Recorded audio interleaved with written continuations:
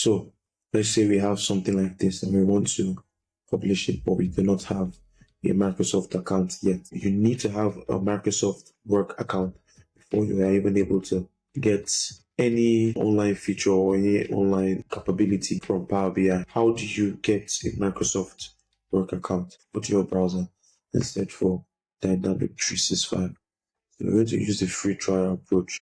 So you search for Dynamic 365, you enter it.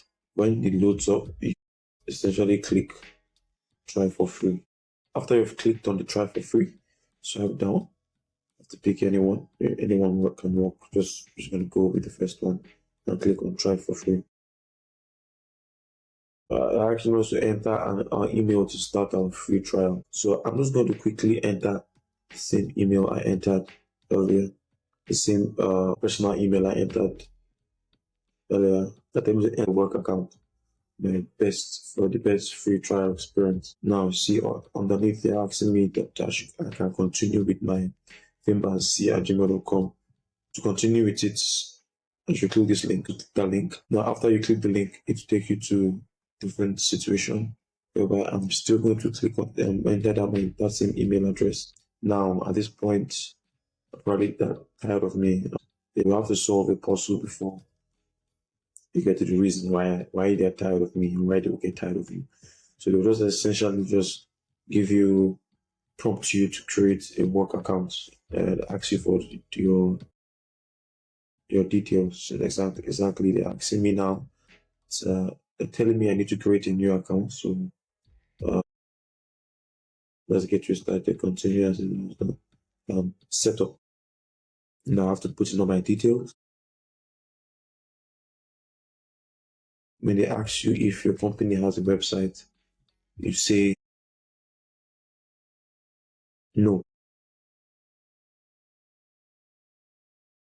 There's no need to select any of these from here. Press next. When you reach here, it's not that you're almost done. What you have to do is the domain name is already selected for you. There's no need to modify that. Probably you can modify, but there's really no need to modify that. You leave that as is. Then what you have to modify is your username. You can't modify it to something unique, something that you want. You don't want it to just show your full name, right? You can put it as maybe just your first name, something like that. You put in your password, confirm your password, and next. When you go next, it will prompt you to put in some account information, some financial information. There's no need. At that point, the exact username, domain name .microsoft.com would already be created, and that's which alongside the password is your Microsoft Work account. So there's no need to put in your financial details. From there, you exit your screen and just go back to Power BI. Go back to Power BI and you put in your login details. You put in your login details as it showed earlier, and you'll be inside Power BI. You have access to Power BI's online features and capabilities, functionalities.